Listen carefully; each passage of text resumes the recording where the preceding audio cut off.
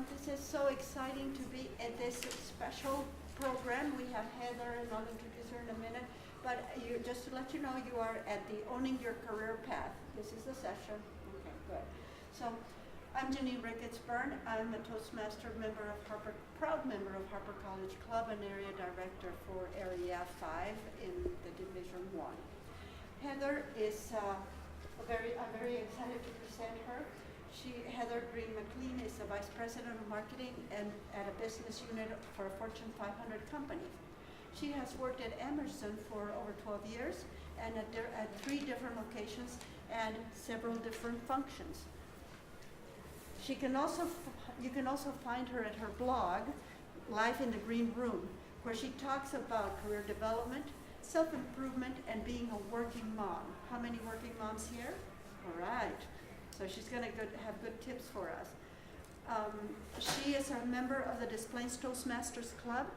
Heather has found that the most productive discussion around career is when you can be specific about what you want and then ask for it. She is very passionate about career development, and so am I. Great. And is excited about this opportunity to provide this framework to help develop people and empower them to their own career development. Thank you. Please help me welcome.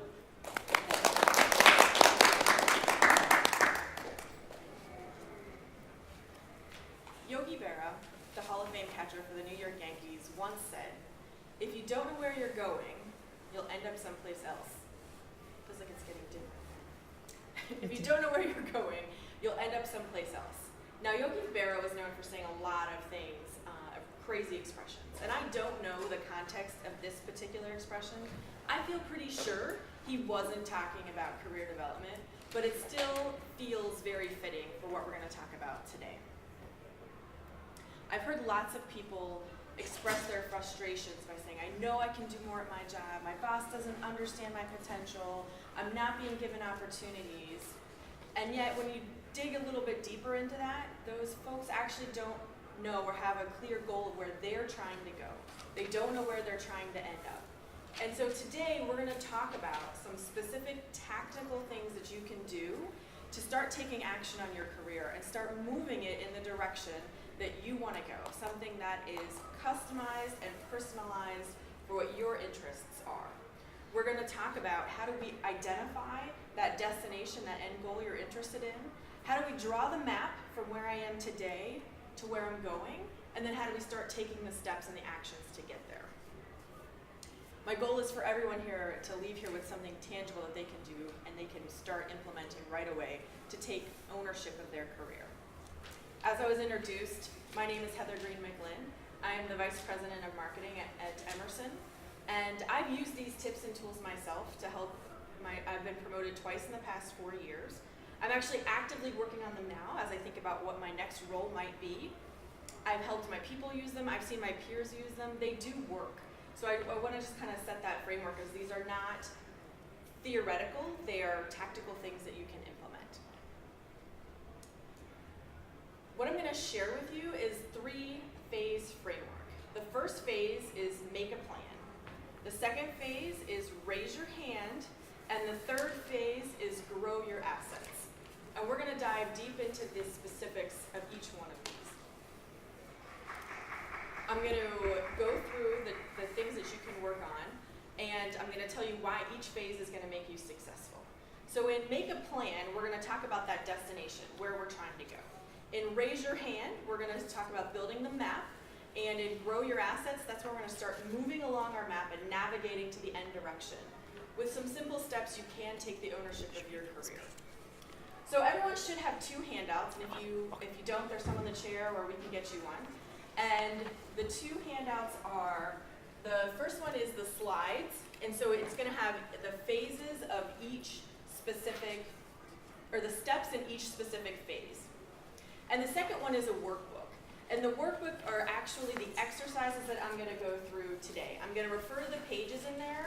My thought is not that you can fill it all out while we're sitting here, but when you go back and you're ready to take action, you have something that outlines what you can do, and you don't have to sit there and say, what did we say, what did we talk about? I tried to sketch out every single exercise in there for you to help you move forward with this. And that's it. So with that, let's dive in to the first phase, which is make a plan. So the very first step in make a plan is to be intentional. I need everyone here to really think about that. And my goal, my challenge is for everyone to schedule time on their calendar, start with 1 hour where they can dedicate it, focus, and put some thought about their career. I know you're busy. I get it. I've got a big job. I'm a wife. I've got a toddler at home. I understand that it's hard to find time, but that's what's really going to start to make the difference. So I'm going to encourage you to be creative. Maybe you got to get up an hour early, stay up an hour late, go to your car on your lunch break, schedule a conference room with just you so nobody interrupts you, figure it out, but find a time when you can take an hour where you're just going to think about your career. So once you do that, that's one of the first ones. My challenge for you is every person in here in the next 48 hours, schedule some time on your calendar, send yourself an appointment so you're going to work on this. So you don't have to do it in the next 48 hours, but schedule that appointment. Take the first step. Here's when I can find some time where I'm not going to get interrupted. I'm not going to look at social media or answer my emails. I'm going to just focus on myself and my career development. So once you have that time scheduled, when you get there, what are you going to do? The first thing you need to do during that time is figure out what you want to do. Determine where you're going. Now some of you already know what your end game is and what your destination is for your career, and this exercise is going to take you 30 seconds. You're just going to write it down. Other people are going to stare at this blank piece of paper and struggle with, I don't know what I want to do.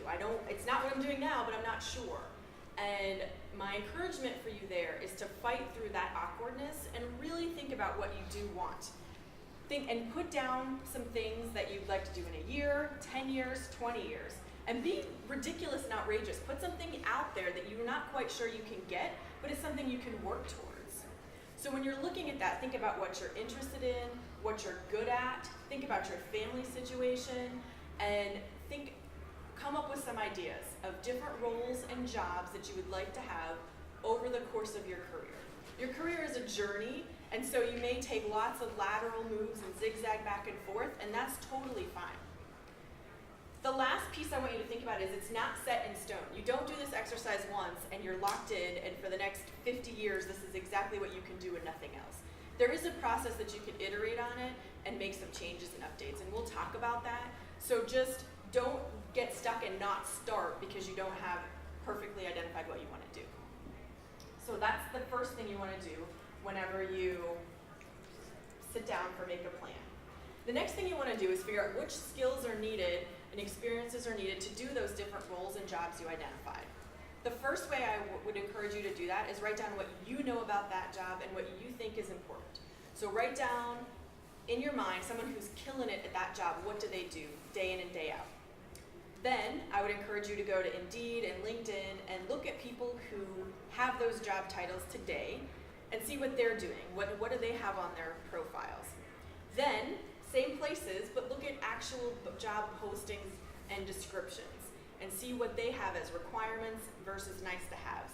And you're just accumulating some data points of what could be something you should focus on to work towards those roles and those jobs. Another idea would be to reach out to people who have those jobs today and say, can I get 15 or 30 minutes of your time? I'm interested in this long term. I'd love your opinion. And identify a few people that you could potentially interview and see what they do. And so you're just gathering all of the different things you think you could need to have for the future roles you identified. So the next thing we're going to do is create a matrix for those roles. So in the workbook, this is page 3. And the matrix looks like this. It's a simple grid.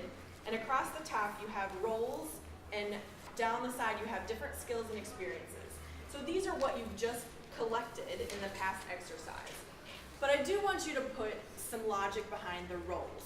So, for example, if I'm an analyst today, and my long-term goal is to be a CEO, but I also think I'd like to be a supervisor for analysts, and a manager of operations, and a director of finance along the way, put those roles in sequential order. So I'd put supervisor for analyst first, and then maybe manager of ops, and so on and so on. And so the CEO would be the furthest role down there. So I have 4 on the list, but you could have 10 on yours, whatever.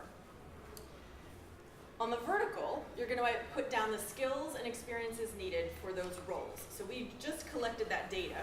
So you're going to put it down there. And then as you fill out your grid, you are going to look for whether or not that skill is required in each role, and then if you have it. So each block, you're considering 2 questions. 1, is that skill or experience required for that role? And 2, do I have it? So for example, on my analyst job, if my role 1 was a supervisor for analysts, I may have identified managing people as a skill and the ability to read profit and loss statements. So the ability to manage people would certainly be required in a supervisory job. So you'd put yes, and then you assess whether or not you have it. You could say the ability to read a profit and loss statement, maybe it's not required for a supervisory job. It's going to be a yes when I get down to the director of finance or the CEO roles, but it's not required right away. So that's how you're going to fill out your entire matrix. So this is the first kind of worksheet, and this is kind of assess all the things you're interested in over time. What do you need to do to go after those jobs? The next thing we're going to do is on workbook page number 4. It's the exact same matrix, but it's to look at your current and your previous roles that you've had to date. So I want you to put down all of the different types of jobs and experiences you've had across the top and the skills and experiences you've acquired on the side. It's up to you how far back you want to go. If you're early in your career and you want to go back to internships or customer service experience in retail, go right ahead. If you're more tenured, go back to a reasonable amount that feels good for you and assess the skills that you have to date. So once you do that, we're going to do a couple of things with that current and previous role matrix before we move forward. The first thing I want you to do is look for tangible and transferable skills. So a transferable skill, an example you might use is project management. Maybe you identified as a future role something in IT software project management that you're interested in. And you look at your current and previous experience and you're like, I have no experience in that. What the heck am I going to do? Take a moment and really evaluate if you have nothing that's transferable. If you ran a fundraising event for a charity, you have managed a project. It's not specific one-for-one what you would do managing a software project. I get that, but you have skills that are transferable to that job. So look through there and identify transferable skills that you have. The second thing I want you to do is highlight 2 to 5 strengths under your current and previous roles. So what has made you you so far? What has made you successful? What has helped you get to be where you're at right now? And highlight those. Circle them, whatever. Once you've thought about your strengths, we have a couple of things we're going to do with those.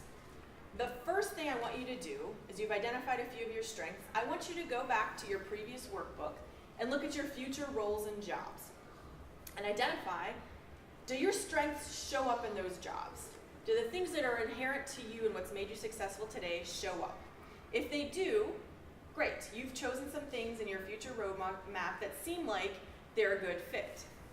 If they don't show up at all, that's okay, but just be aware it might take you longer to get where you're going because you're not starting off of a foundation of what you have identified as a strength.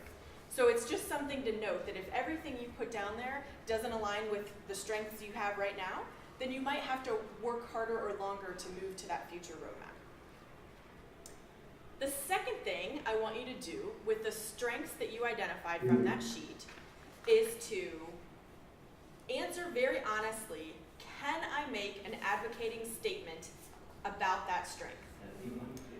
So what I mean by that is, if I'm walking to the parking lot with an executive in my company and I have an opportunity that's not forced, but if I have an opportunity to say, hey, I'm really good at project management and I ran this fundraising event, can I say it in 1 to 3 minutes or 4 or 5 sentences that's specific, that articulates the success I had, and that demonstrates that I have a competency there, without taking 10 minutes and rambling on and not getting to a point? If the answer is no, you have an action item before you move forward to practice that. Write it down, Practice in front of a mirror, practice on a friend. Make sure when those opportunities present themselves that you can really clearly articulate what your strengths are and how you've demonstrated to accomplish those. You guys are all in Toastmasters, or most of you are, so you get the importance of being able to do that. But so many times we overlook that and we don't take the time. I mean, I think we all live in a world where we wish our work just always spoke for ourselves and everybody understood how strong we are. It doesn't happen that way. We have to be the ones who can advocate for ourselves. So practice it and be ready. Also, think about, do you need to have two different versions of that depending on your situation? Maybe on this project, when you're talking to the CEO, you want to make sure you're talking about your results in measurable ways that drove the bottom line. And so you have something very dollar-oriented ready. But maybe if you're talking to somebody in HR or somebody who runs projects like that, you really want to focus on how I fixed a problem. Something went wrong. It happens every time in projects, otherwise project managers don't exist. And I fixed it, and this is how I got us back on track. And that might be a different spin on the same skill that you want to have in your back pocket, depending on the scenario that you're in. Okay, so now we built out our current and previous map. We talked about our strengths and what we need to do to make sure we can advocate for them when the scenarios move up. And we're moving right along, and we're getting ready to make our deliverable. And our deliverable is going to be what we carry into the next phase. So that's going to be on page 5 of the workbook. Here, you want to just jot down the 2 to 5 strengths that you identified. And you want to jot down all of the skill and experience gaps that you noted on your future roadmap matrix that we filled out. And that's going to be what we carry forward into our second phase, which is raise your hand. So you're going to fill that out and kind of have a one snapshot summary of the strengths you have and the skill and experience gaps you have to move forward. Those are the steps encompassed in one, make a plan. I want to take 1 minute to talk about why this phase alone will work for you. Just going through this exercise allows you to have very concrete discussions with somebody about what you're interested in and where you want your career to go. If you're an example, or if you're in a scenario when somebody asks you the interview question, what do you want to do in 3 to 5 years?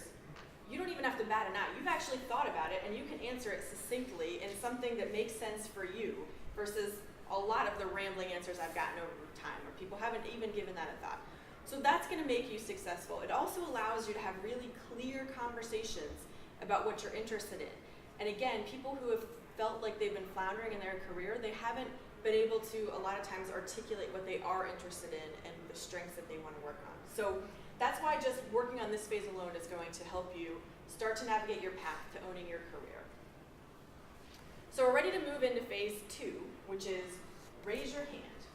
And so in raise your hand, the very first thing you're going to do is take your deliverable that you just filled out on worksheet number 5, and you're going to work on worksheet number 6.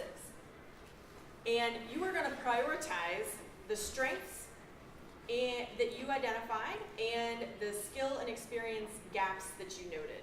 And I want you to force rank these in priority order. Now you can choose the priority that you want. Maybe it's the one you're most excited about and you're most interested in.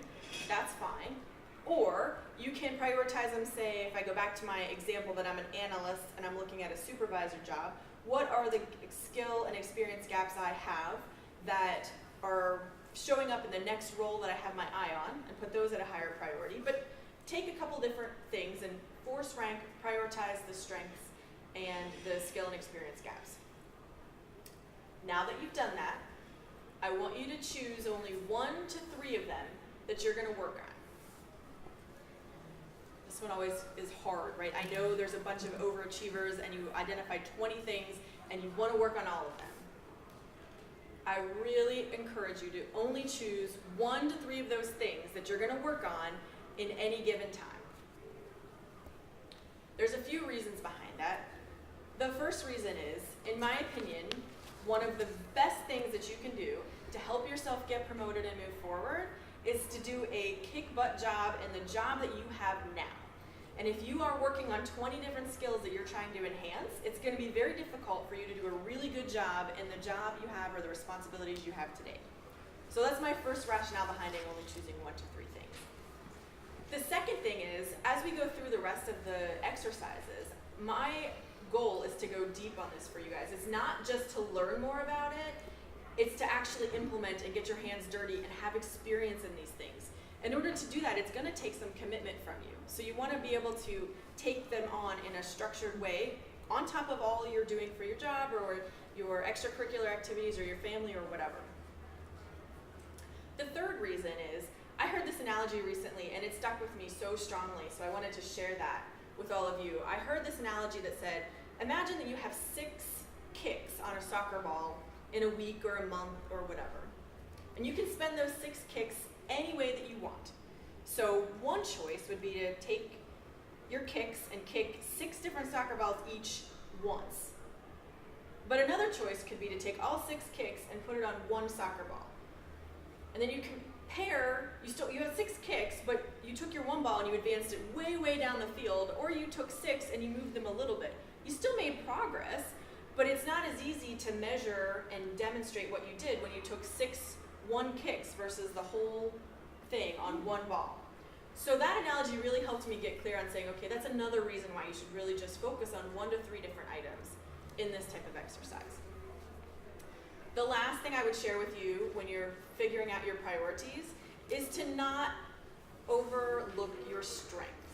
I think we live in a culture where people like to say, focus on your weaknesses, get better at those.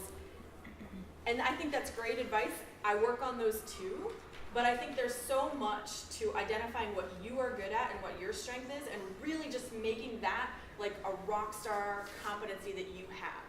And so for that reason, I don't want you to ignore your strengths. I want you to think about those too, and potentially choose one of those as something that you're going to hone in on and choose to work on in the next section. Okay, so now we're moving on to the next step under raise your hand. And the next step is it's worksheet number 7 in the handout. We're going to brainstorm on how we're going to close the gaps that we have for the skill the strength we selected, or the skill and experience gaps we selected. I want you to think of a minimum of 5 to 10 things for each of those items that you selected. There are 5 to 10 things there, and we'll go through an example. But I really do want you to get creative and brainstorm about that. So if I revisit our example, I'm an analyst. I got my eye on the supervisor of analyst jobs, and I've selected the skill gap of managing people. That's the one I said, all right, I'm going to go after that. I may think of, well, I'd like to read a book on managing people of the latest thinking on management, or a book on managing millennials. I might want to take a webinar or a training on management philosophies. Maybe I'd like to interview people who manage people today and find out why they've been successful. Maybe there's a big project coming up in the team of analysts I'm in, and I want to volunteer to run that project to demonstrate that I can manage people even when they don't work for me directly. Maybe I do want to run a charity event for a local, or a fundraising event for a local charity.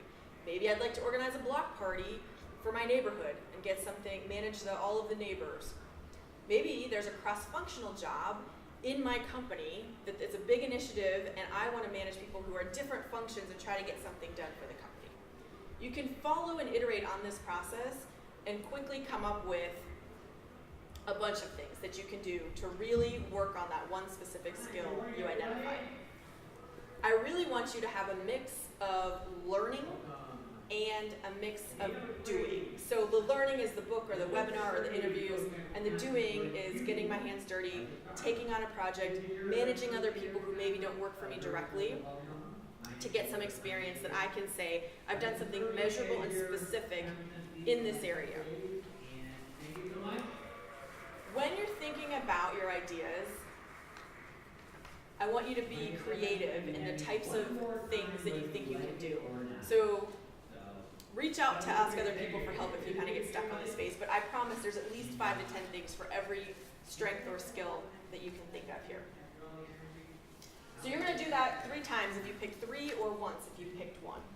And then you're going to move on to the worksheet number 8, which is who and how are you going to ask for each of the things you identified. So, if we think back to the example I just did, if one of my ideas was to read a book on management, and I'm just going to buy it on Amazon, and you put your own name down there, and you can do that whenever you want. Now, actually make sure you read it. So buying it on Amazon doesn't get you credit for learning anything, right? So do the second step, but that's it. Put your own name down. If you want to take a webinar or a training course, and it's something that you're going to pay for yourself, and you're going to go to on your own time, put your own name down. If you think it's something you could talk to HR and see if they will sponsor or pay for, maybe you need to talk to your boss, maybe you need to talk to somebody in HR. If you want to interview people, you're going to reach out to those people specifically. When we move to the project side, if you want to manage the project for a group of analysts, maybe you need to talk to your boss. If it's the cross-functional project, you figure out which person in the staff you need to talk with. Same thing with the charity, you find the head of the charity and ask them. Again, I want you to be creative here. If the people that you're going to reach out to do not need to be the same or a higher title than you, you think specifically on the skill you're trying to go after. So if, for example, if I had on my list, I really wanted to figure out how to enhance my social media presence and how do I get more engagement and how do I drive users and followers, my best bet is going to be to find a 24-year-old social media manager and ask that person what the heck they're doing. So it doesn't need to be somebody who has a higher title than me. I need to figure out where that expertise is. And it can allow you to be creative. Maybe it's your retired neighbor that's got a wealth of knowledge in the area you're interested in. They could be just a great resource for you. So look broadly and think creatively about who and how you're going to ask these people to move forward on that skill or strength that you identify. Okay, let's take a breath. We've done a lot. We've worked really hard on figuring out our end destination of where we're trying to go. We've started to build our map. So I'm here, I'm trying to go over there. What do I need to get done? We're getting ready to get into the exciting part. But I have an optional step in here saying, look, this could be a time where you ping all this off of a trusted advisor. So a peer, a colleague, somebody in HR, your boss, depending on your relationships, right? You may want to just bounce this off of someone and get another opinion. Maybe they have a totally different angle that you haven't thought about, and you're about ready to get into the trenches, and you don't want to miss a good idea. So it's an opportunity to consider looking with somebody else to see how your map is shaping up for you. And now we're ready for our deliverable in phase 2, raise your hand. So this is going to be page 9 in your workbook. And your deliverable is a simple tracker of all of the different exercises or steps you've identified. So write down all the actions you identified, the person, the who, and give yourself a targeted date for when you would like to take that action. I want you to spread these out. I know you're excited and you're ambitious. Do not put all 20 actions on one day. Because what if everyone says yes? What if you figured out 4 different projects that you were interested in and every single person was like, I've been dying for a person to volunteer, I would love your help. Now you've just taken on more than a full-time job on top of your full-time job. So take these in strides and make sure you have time to absorb the project if it's a project, or you have time to absorb the learnings if you chose a learning one. And the point is not just to plow through the content in the book or the webinar. It's to think about it and figure out what you would actually do with it. Or if you're taking on a project, you want to do a great job at that project. You're trying to build a skill set that you don't have today. So if you take on too much, you're going to burn out. It's bad for you. It's bad for the company. It's bad for anybody that you've been asking to help with. So do these in stages, and if you get a yes, then maybe you delay the next ask for 2 months or 3 months, depending on what you got a yes to. If you get a no, don't worry, you're gonna get some no's, and don't let that stop you, right? Maybe the person already has someone for that project, maybe they had somebody else who already raised their hand. That is still not a wasted conversation, because if somebody comes to me and says, I would love to take on a project, and this is why I think it's a good fit, and I'm like, I already had somebody tap for that, I'm still already like, oh, when I'm talking to a colleague, if they're looking for someone, this person just asked me for help or asked to take on something, right? So the conversations can still be very fruitful, even if you get a no. So this is what we're going to take into the next phase. It's our tracker. It's our list of all of the actions we're going to take with some dates. And this tool is designed to help keep yourself accountable. So you did all of this prep work, and now you actually want to set yourself up to actually finish it and go through and actually gain the tangible experience that you were looking for. So before we jump into grow your assets, which is our phase 3, I want to talk about why this phase will work. This phase will work because you've just taken it, you've elevated everything you've done. You know what you want to ask, you know who you want to ask, you know how to describe it in a way that's going to be beneficial. So you can come up to somebody and if you want to interview someone who has certain skills, but most people love to talk about themselves if you give them a framework and a structured way to communicate. So I've had people come to me and say, will you be my mentor? And they literally don't have another sentence to follow that up with. And I struggle so much with how to interact with that person because I don't know specifically what they're looking for. But if somebody comes to me and says, hey, I'm thinking about managing people on my next job and you've had different teams and big teams and small teams, tell me about that. We're off and running. We have a clear dialogue that we can have about something that they're interested in versus, will you be my mentor? So you have a lot of clarity there.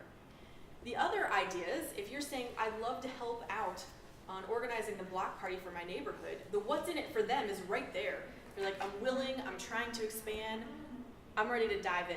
So this is why this phase is going to be really successful for you. Okay, so we have our tracker as our deliverable. We're going to move into our third phase, which is grow your assets. Okay, this is where the rubber meets the road. You're actually working on that skill or experience gap, or you're enhancing your strength. So you're taking on projects, whether that is the learning or the hands-on, but you're taking on things right now. And so you're actually doing a lot of work. You've teed yourself up, you've done a ton of planning. If you're a planner by nature, phase 1 and phase 2 were amazing for you, but phase 3 is where you actually get into the work of navigating towards your future career destination. Make sure, as you're working on these projects, that you do take on the mix of learning and hands-on implementing. The next step in this phase of grow your assets is to track your progress. Yeah, it's not that glamorous, but it's super important. You set out to do this for a very specific reason, and you need to take the time. Maybe it's 15 minutes every Friday afternoon, or it's a half an hour every 2 weeks or whatever. But take the time to jot down specifics about what you're doing and what you're learning and the measurable ways you're making an impact. Because that's what you're going to need to bring this forward. It's one thing to say, I managed or I ran a fundraising event for a charity, and it's another thing to say, we exceeded our goals by 20%, we had this many brand new donors, we increased our event attendance by 40%. That's what really gives you the credibility. And so that's why you have to take the time to track your progress.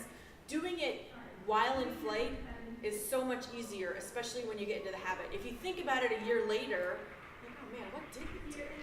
I know we did something and it was a successful event, but in flight it doesn't, you're living it. Just all you're doing is capturing it so you can reference back to it. It's why when you haven't looked at your resume in a long time, it's very painful because you don't remember everything that you did. Okay, well, that leads me into my next one, which is update your resume. If you haven't done it in a while, it's probably going to take you some time to go back and make sure what you have in there is specific, is measurable. You might need to have, again, versions that are tailored depending on who you're talking with, so you can really outline what is specific. I would encourage you to think about that versus making your resume 14 pages, because people don't want to read that, right? You want to get, maybe this is a version that is tailored to this specific audience, and I have one over here. But get your resume updated with, refresh what you've done in the past, but also put in the stuff that you're working on now. And get in specifics, not like, oh, I just am on a charity, but this is what I've done that's measurable and helpful. So get those in there. I'm going to revisit, practice your advocating statements. You're building new skills. You still need to be able to articulate them clearly and quickly and not in a 10-minute way when you have a 1-minute window in an elevator. Make sure you can say what the new things you have done and accomplished quickly. Practice them again in front of a mirror, in front of your friend. Make sure you have those. Now I want to just take a pause to say, every 6 to 12 months, I would encourage you to step back and let this go full circle. Go back to phase 1 and look at your map. Do your roles make sense? Did you learn something amazing and you're like, I love this. I found something totally different that is where my home is for the next 20 years. Great, change your map, right? The point is that this is an iterative process. That as you learn and as you grow, you can totally change where you're going, but you're still in control of your destination. So take the time to kind of every once in a while make sure you don't follow a path that made sense at one point and doesn't anymore. But the same steps apply once you take a look at that. And the last step I have under Grow Your Assets is to take some time to thank all of these people who have been helping you. Send them a text, call them, drop by their office, and be specific. It doesn't take long, but it goes so far. Be specific and say, this is what I learned from you. This is the help that I really appreciate, and this is why I've really developed myself because of our interaction. It's going to make you feel good, and it's going to make that person feel good. And maybe that's all the further it goes, and that's totally worth it. But maybe it goes further. Maybe in 10 years, that person comes across, has a discussion where someone says, oh, I was considering Heather for this job. And they might say, oh, yeah, you know what? She was great. She did a great job, and she also was very respectful, and she was very appreciative of the opportunity. She would be great. And all of a sudden, you can get a resounding recommendation versus just a, hey, yeah, she does good work, right? So this is really important. It doesn't take a lot of time, and it gets overlooked all the time. You've worked really hard. Take these few minutes to go back and say thank you to the few people who you've been interacting with over the course of these steps. Okay, so those are the 3 phases of make a plan, raise your hand, and grow your assets. We've talked about a ton today that's very specific and tactical, and my goal is that all of you can go take this back and take some action with it. There have been so many great motivational talks today, and my hope is that this is going to give you the content to actually take action with what you're excited about and interested in. I wanted to share a thought about the movie, The Devil Wears Prada. So it's kind of old. I don't know if anybody here has seen it. But the context is this. Anne Hathaway is an assistant who works in New York City for Meryl Streep. And she runs a fashion magazine. And she is manipulative. She's maniacal. She's kind of crazy. And Anne Hathaway's working 1 million hours a week. She's doing things that when you watch the movie, you are just cringing the whole time. Like, it's terrible. And the whole time, her boyfriend, her friends, her dad, they keep saying, why are you in this job? And her answer is, it's the job of a lifetime. Now, by the end of the movie, she's had it. She throws her phone dramatically in a fountain in Paris during Fashion Week, and she looks like she's at peace. But I would challenge, all she knows is what she doesn't want to do. Now, it's important to know what you don't want to do. I think it's so much more powerful to know what you do want to do. Both pieces are interesting, but what you do want to do is when you have the control. It's when you have the ownership. My goal is for everyone here that as opportunities come past them and they're evaluating them, if they make sense, they can say very clearly, yes, this is the job of my lifetime, what I'm interested in. Or they can look at it and say, you know what, this doesn't line up with my map, it's not a good fit for my situation, and you can confidently pass on that job and know that there'll be another opportunity that aligns with your plan that's customized for you is going to come up versus maybe getting guilted into a job that they're going to struggle with because it doesn't line up with where they were trying to go. So that is my goal for everyone here, that you have the tools that you can take action with so you can find out your end destination, you can build the map yourself, and then you can start to navigate for what you would like to do. And I think the framework that we've outlined today will help you do that by making a plan, raising your hand, and growing your assets. Thank you. So what questions does anybody have? Yes? Can Does it make sense to have two resumes, meaning one that is really brief to get you past the gatekeeper or the scan process to get the interview or the job offer, and one that would be more detailed once you secure the job, or as a private reminder as you move down the path and want to pull specific skills? So I think I actually have two resumes, but I never show the longer one to anybody. But it is for me, so I don't forget the stuff that I have. So right now it's probably 6 pages, and it may not be complete sentences, but I know the things that are in there that I can pull out. I mean, I've seen a ton of resumes. I've actually been lucky to get to hire a lot of people in the past couple of years, and I don't want to read more than 2 pages. I don't care how great they are. Like, that's me personally. I'm like, I'm busy. I want to know what skills I'm interviewing for, how I'm going to go after that competency and the questions I'm going to ask, and I don't want to read 5 pages. But it's good for you to have, A, because you can make your resume specific, but B, if you get those questions, they might have been on that long resume, and then they're at the top of your head, and you can answer them in a way that's like, oh, here's my something specific about that skill. So, yeah. Other questions? Yeah. LinkedIn. Yes. Do you match titles and bullet points on LinkedIn? Do you just put titles? How should your LinkedIn and your resume Oh, so for look your together? specific profile? Yeah. So I have to go back and find it, but there are a lot of good resources out there that talk about how your profile should look. And one of the things it talks about clearly is taking advantage of the paragraph that you can write about what makes you you. And so in there, I actually don't think it's great to put in things like, these are only, I don't think it's great to put in only the measurable specific things. I think that's where you can let your personality come out. So I know in mine I have stuff like, it drives me crazy when people answer the question about why we do something as, well, that's how we've always done it. That to me is something right to relook at and to do something different. And so I have that written in there because that's something that says a little bit about my personality and how I like to manage things. But and maybe I have an example later that says, oh, this is where we changed something and the results we got. But I think that you have an opportunity there to show some of your personality. I mean, that is part of why people hire you. They're trying to find a culture that you fit with, and they want to know what makes you tick. And so I do encourage you in the professional manner to put things in there that demonstrate your philosophies and how you think and how you like to work. And then, when you get down to your actual job titles, then I would put the bullets that are more specific. But in the first part on the top, I'm not sure the technical name, I would put some more things about your philosophies and your management style or what makes you tick, and then get specific down below. Okay. Thank you. Anything else? Yes. What are your views on people being assets as well?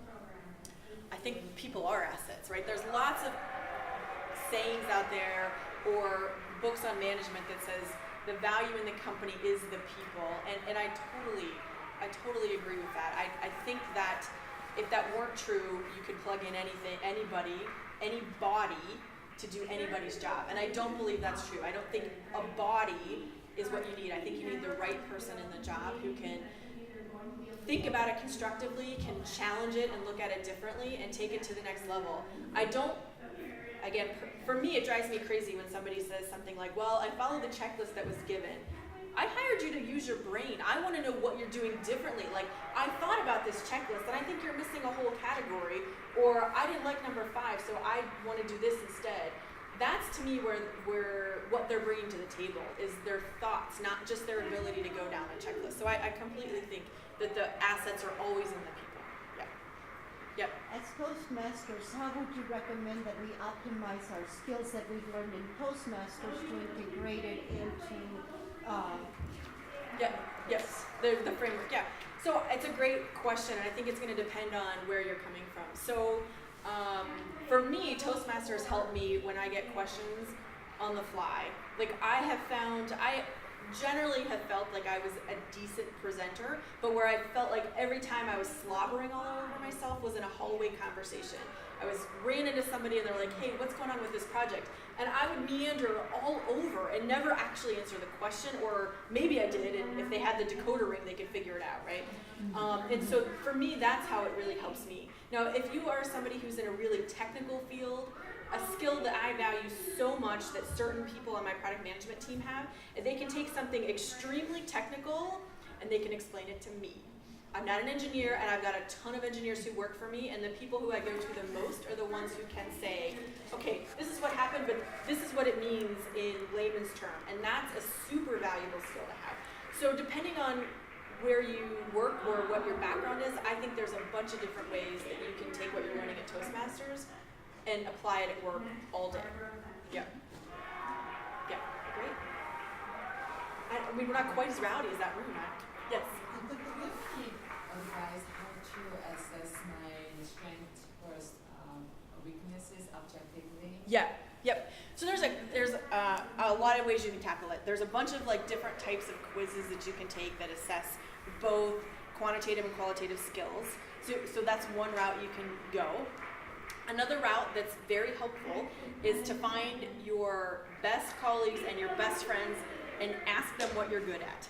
Sometimes you can't see it because it's right in front of your face, but the people who are around you all the time, they know.